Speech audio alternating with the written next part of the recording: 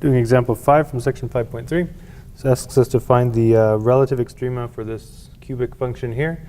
So of course we start out by finding the critical numbers. To do that, take the first derivative, factor out this minus 6. That'll leave us with this quantity here, that quadratic.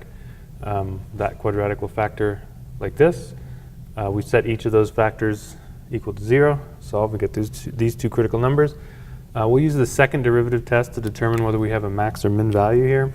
So for that, we'll need the second derivative. So we'll take that, f double prime of x. We'll get minus 12 x plus 6.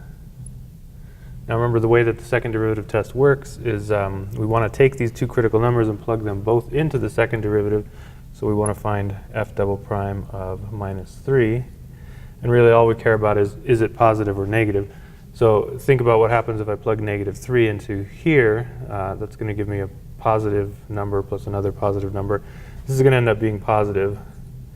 And then take f double prime of the other critical number, 4, and then again we'll just check and see what sign we're going to get.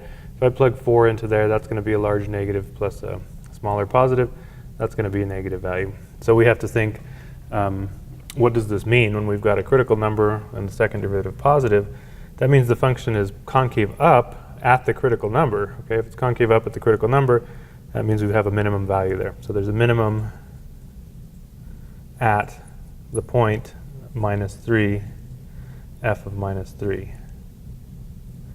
And if you plug minus 3 into that original function, again, remember we're plugging that way back up into the original one here.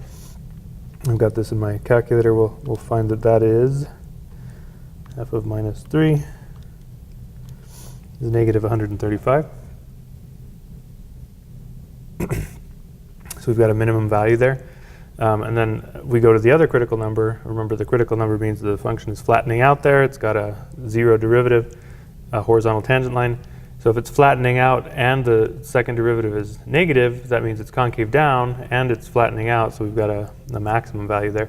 So we've got a max at 4, f of 4. And again, we're finding the exact location of that, so we need to plug this back into the original function to find the y value. So if we do that, we get 208. You can verify that just, again, plugging that into the x here, here, and here. That gives us the y values for both of these